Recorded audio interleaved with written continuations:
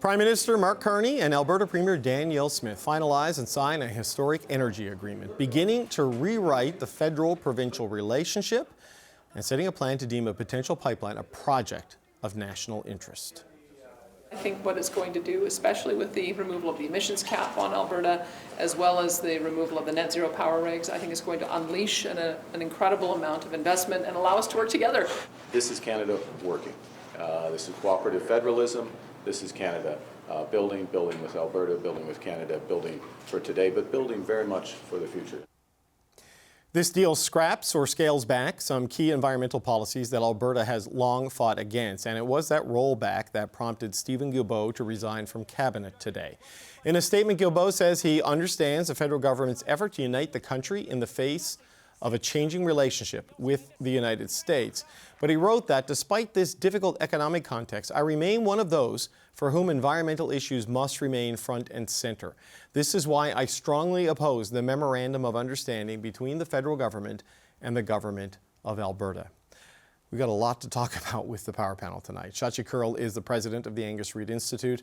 Peter MacKay is a former federal Conservative cabinet minister. Andrew Thompson is a former Saskatchewan NDP cabinet minister. And here with me is Michelle Cadario, who is the deputy chief of staff to former Prime Minister Paul Martin. It is good to see you all on a rather jam-packed day. Michelle, let's start with you. What do you make of Steven Guilbeault's decision to quit over the fine print of this MOU?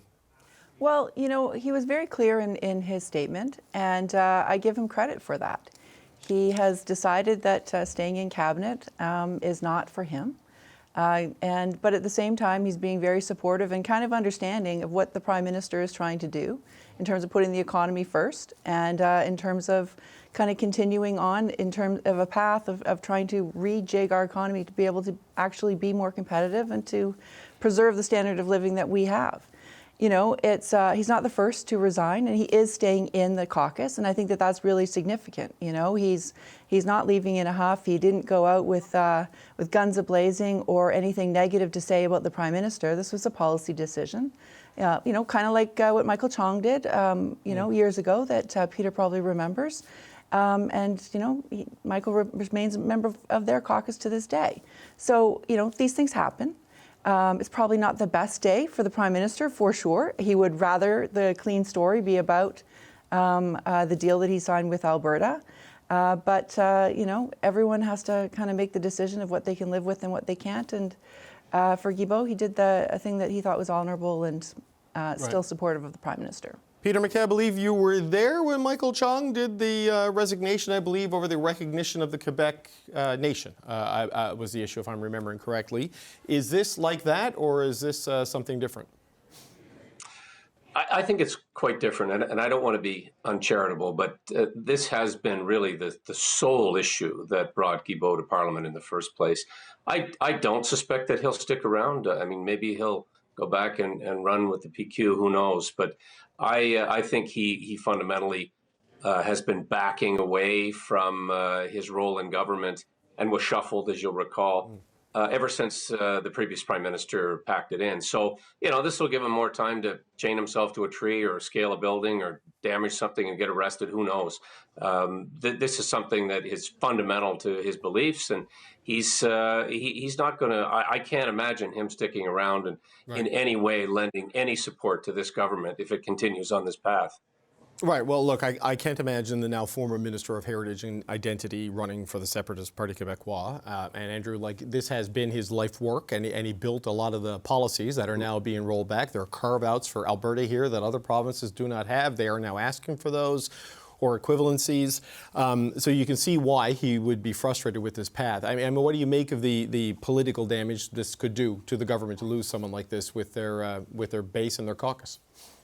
Well, it's certainly significant. It's not the first time that we've heard rumblings about his dissatisfaction with where he's been within the cabinet. As you remember, several months ago, or there was a lot of thinking that he may cross the floor and sit as a Green, if not as an independent, depending on how things were going within the government. He obviously had gotten concessions or felt he was on a common wavelength with the Prime Minister Carney. That's clearly now moved. I disagree with Michelle when she says that there's nothing in the letter that is, more than really a policy difference. It's actually quite damning what is in the letter. The fact that he cites there's no consultation that's been undertaken with BC or with the Indigenous partners, the fact that he talks about a repeal of the tanker ban that's been in place through an all-party agreement, for more than 50, 60 years. These are very serious pieces that I think really are kind of poking big holes where the government's vulnerable on this. As much as the conversation today has been around the bigger agreement, and no doubt we'll talk more about that, it ultimately will come down to a number of very small issues that are going to be vote determining around this. And I do feel that both with his resignation and with the agreement today, we have moved not inches but yards closer to an early election. Okay. Shachi, before I get your analysis, I want to show your numbers because you had new polling come out from the Angus Reid Institute today on the support for a pipeline to the BC coast. Over the last 2 days, you found 60% of Canadians nationally support the idea, 25% oppose it, and 15% are unsure. Now, in British Columbia, those numbers dropped to 53% support, 37% of respondents oppose the pipeline, and 10% don't know. And the proposed pipeline, of course, would go through BC, which stands strongly opposed to the project, as we heard from David Eby. I know the numbers shift a little bit, Shachi, depending on whether there's Indigenous support and participation, but what does this and the Gilbo resignation tell us about the political dynamic Tim Hodgson is flying into as he goes, I guess, to Victoria to meet with David Eby? Well, I think it's going to be challenging. I heard Mr. Hodgson write it towards the end of that interview with you, David, and he sort of, he talked about, well, there's always Zoom insofar as in the context of meeting with a First Nations leader. Probably, they may want to try a bit more of a charm offensive, and that's because of the political dynamics here. There's the practicality of the fact that in terms of what is now a priority, a lot of that has changed. Steven Guilbeault was becoming frustrated with his situation in Parliament, with his situation in Cabinet, in part because the number of Canadians, the number of Quebecers who are putting environment and climate change front and center as the issue they care most about is long gone. In the meantime, you've got, but it's not gone altogether. And that worry that British Columbians have around lifting a tanker moratorium, an informal ban, call it whatever you want, is something that Mark Carney has to be profoundly aware of and careful of, because when you look at the BC federal vote, so how did British Columbians vote in that April election? More than half of federal Liberal voters in British Columbia in April are not on side with the lifting of that ban. And as much as, we've now heard from the Prime Minister and others saying, well, that's down the line. Well, if it's front and center in the panic center of Canadians or British Columbians, that's, that is a big problem. Right. And Michelle, the timelines for some of these things are reach agreement on replacement regulations by April 1st, I think it is, and have a proponent by Canada Day. So, it's not that far away in a political and a development calendar. And I just wonder, there was a standing ovation for the Prime Minister in Calgary, a resignation from Quebec, and frustration in British Columbia, right? So in dealing with the Alberta challenge, some other fault lines are opening up potentially. Without question, I think everybody knows it's hard to govern in Canada. It is hard to get projects built. It's a complicated, multi-jurisdictional place, and it has a lot of history in terms of that has gone right and has gone wrong. I think that the Prime Minister approaches these things, as I think I've said before, in a very pragmatic way, doing one thing at a time. He wanted to get this agreement with Danielle Smith, and nobody would have thought that they could have come to an agreement where she's actually agreeing to increase the industrial carbon price. Kind of offside with what Pierre Poilievre's been is railing about. She's agreed to methane targets. That is significant movement from Danielle Smith. And now the door is open. If there is such a proponent that wants to build this pipeline, come forward, right? Right. And so the door is there, and then we'll see what happens. I would suspect that the Prime Minister will take an equally in-depth and thoughtful type of exercise with both the Coastal First Nations and with the Eby government if this does move forward further. That's just how he is. He's not going to just kind of railroad anything over. He has said as much. But he's just a thoughtful, methodical guy who didn't see any kind of value in putting everybody in a room together and kind of allowing them to fight it out. Right. Instead, let's just kind of work on each component piece as it goes along. Right. No, look, I can sort of understand from a process point of view, wanting to can I get agreement with Alberta before we bring anyone else in? But there's a political component to that may not necessarily work as well. And so, Peter MacKay, I wonder, there is no proponent. This is meant to create the conditions to get a proponent. I mean, do you think this is a sort of an agreement that can get a private sector company to step up and try to satisfy David Eby and coastal First Nations? Well, possibly. If you're looking at this from outside the country, though, it appears that there's a lot of chum in the water. And David, you're a good Newfoundland boy. You know what that means. There's a lot of things churning around. And if you're hearing that, well, okay, we've got to get a deal with First Nations. We have Alberta, arguably Quebec too, and BC, all having irreconcilable differences thus far. And, you have this ongoing issue of still pieces of the puzzle that have to fall in place in terms of legislation, as you've already lined out. That does not look like a compelling case for investment yet. So I disagree a little bit with Michelle in terms of this being a methodical, check the boxes approach. All of this is still very much up in the air and swirling around. I heard David Eby say earlier in your interview that he's concerned about, the economy of British Columbia, the cost of living and all of those things. Well, this is about trillions of dollars potentially coming into the Canadian economy over the next number of years. That's what pays for roads and hospitals and healthcare, all of those social programs. And so that is what's at stake. But there are many, many pieces that are yet to fall in place in order for this to happen. And so the discussion, the debate, and certainly the politics of this are far from over. This moves the dial unquestionably. And some of the beaming ministers, who stood and applauded when many of these policies were put in place, tanker bans, the cap, all of that are now, I think, a little flummoxed. So Guilbeault's departure may not be the last. I suspect you may see others that will pull back. Well, there certainly is a lot of discomfort because I've spoken on the phone with people who are discomforted, Andrew, and they're worried about the direction and the political consequences. And if you're a Liberal who won like one of those two-way battles with the NDP in the Lower Mainland, you're shaky on this one right now. But on the merits of the economic jolt this could deliver, I mean, what do you see there, Andrew, in terms of the ability to deliver a pipeline or some sort of increased oil production to the coast?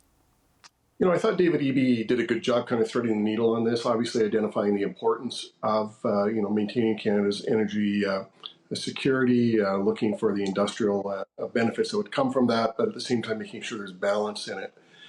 Peter, I think, is probably more correct on the business sentiment here. And if we think back to a few weeks ago, who was it, the CEO of Enbridge, I think, who was saying that there was no way that they would consider this type of project again without knowing the tanker ban was gone.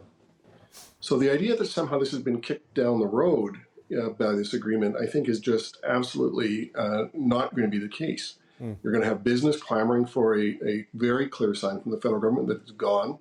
You're going to have those folks who are very concerned about what the environmental impacts are of that particular issue look at that as vote determining. That probably is significant in more than half a dozen seats that have fallen from the NDP and BC federal. It's the type of issue that I think does become vote determining and is one in which the Liberals are really in a difficult spot. Conservative positions, well pointed out. The federal NDP, unlike Dave Eby, I think are in a position that they can exploit the environmental damage and the concerns there. That's very clear to their base.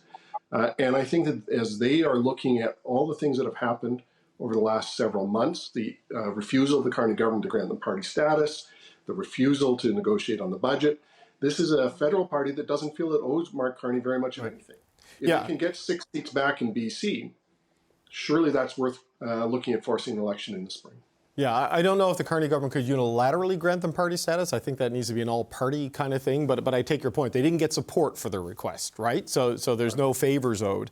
But it was interesting, Shachi, watching the Prime Minister get A Liberal Prime Minister speaking to the Calgary Chamber of Commerce, getting multiple standing ovations. Like Brett Wilson stood and clapped for a Liberal Prime Minister in Calgary today, which is not something I ever thought I would see in my lifetime. And then we have the resignation and potentially now the path for the private sector to say, all right, we're ready to give it a shot. I mean, what do you think? Yeah, there's a world where a significant segment of Conservative voters finally have the Conservative Prime Minister they wanted. Just he's wearing Liberal livery. You know, that's one of the ironies of this. So, in terms of sacrificing seats in British Columbia, you know, the big question is, does Mark Carney, is he in this for several election cycles? Does he care?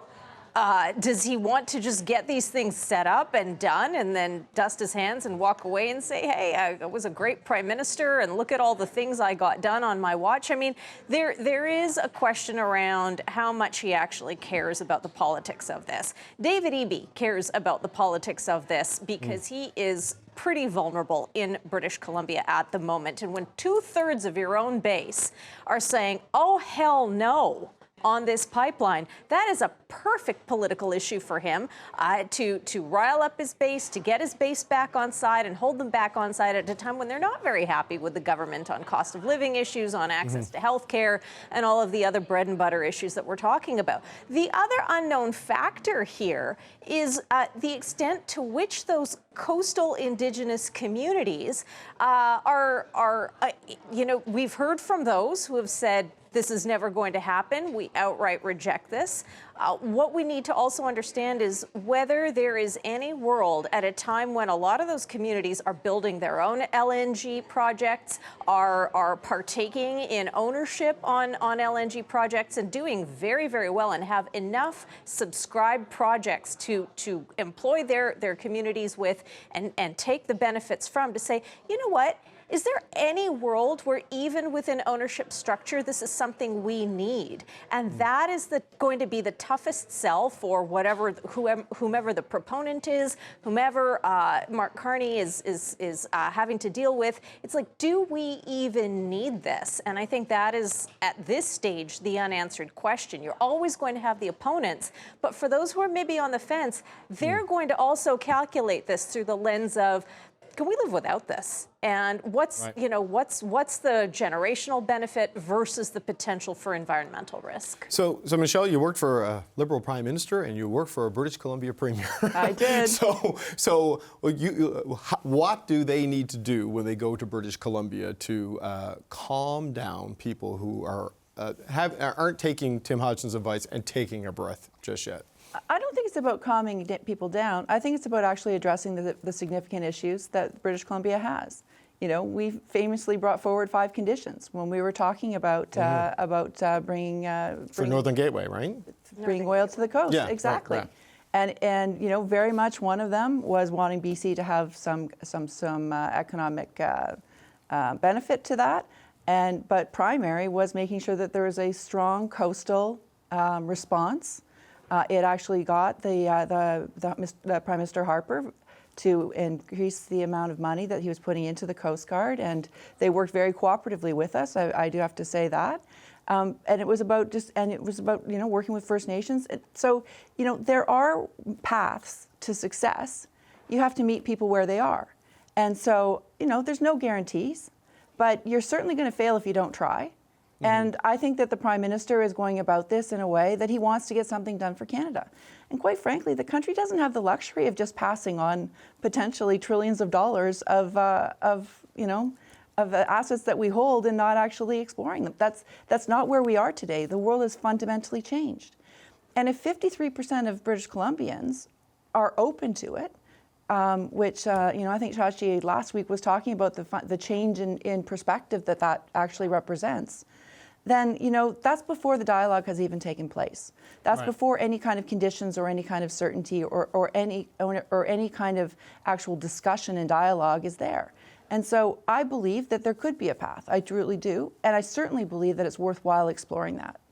So Peter McKay, I know Tony Wakeham, the new Premier of Newfoundland and Labrador, a progressive Conservative, was here last night, and he was speaking to the Prime Minister about the Bay du Nord oil field, offshore, real deep water, that Equinor is looking for a little bit of a boost to get going.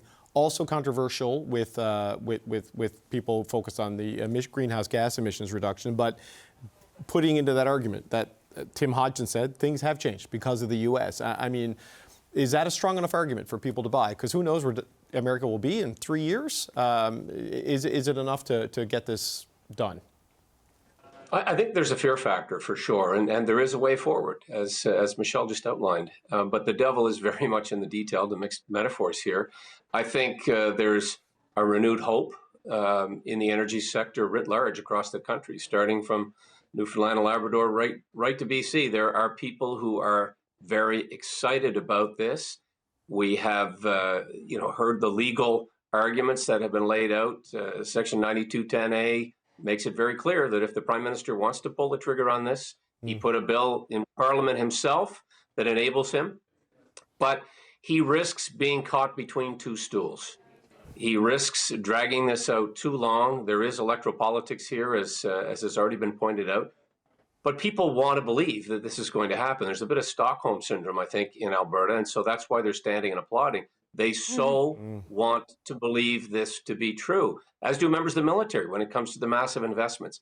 But the question will inevitably circle back to the three main jobs of any prime minister. And that is to keep the country unified, to keep the economy roaring if possible, and to manage the relationship with the United States. Those can all mesh together or all fall apart. And that will be Minister Carney's task, is to try to make those work to his advantage and to the advantage of Canadians. And look, we all need to root for him. We want this to happen. But he has to be cautious not to play too much politics with this, or this could implode in a heartbeat. Well, Andrew, I haven't had time to talk to people about that image in the Alberta legislature where they were cheering Mr. Guilbeault's resignation. But if today was about signing a partnership, there's going to be members of one side of that partnership who are not going to like that, because there's, speaking to people, a lot of respect for Steven Guilbeault in parts of the Liberal Party, and they will not be celebrating this the way they were in Alberta. So just, I got 60 seconds for you and then 60 seconds for Shachi, just to wrap it up. Yeah, I think the big question here is really how is this going to play within some of the local markets. The polling, obviously, that Shachi's done starts to dig into that. It shows there's divisions in Quebec. It shows there's divisions in BC, that this is almost a litmus test in some of those markets. That kind of a seat exchange question is one that starts to play into electoral dynamics and something they're going to have to work out. Shachi, last word to you. This is all about the communications now, and how often do we talk with whatever issue it is week in, week out on how these things live and die on the way they are communicated. I want to hear from the shipping nerds in the shipping industry who can tell us, what the tanker situation looks like and whether there have been improvements over the last 50 years in safety, or whether any amount of safety improvement is going to allay minds. Because as you saw in those numbers, there's a significant amount of Canadians who say that they're still not sure about how they feel on this, and they're waiting to hear things, and they're waiting to absorb more to make up their minds. So it's all about the comms from here on in. Look, there have definitely been improvements with the use of pilot boats, the double hulling of the tankers, power redundancy so that you don't lose power and drift into the coast. But, nothing removes 100% of risk. And for some people, any risk is going to be too much. So this is going to be the conversation for sure over the next. I didn't know you were a shipping nerd. Listen, you grow up in a province that makes its living from the sea. My dad worked in the oil sector, and I covered all the oil projects out east. So, you learn some things even when you study literature at university. All right. I'm going to say goodbye. Shachi Curl, Peter McKay, Andrew Thompson, and Michelle Cadario, thank you all so much.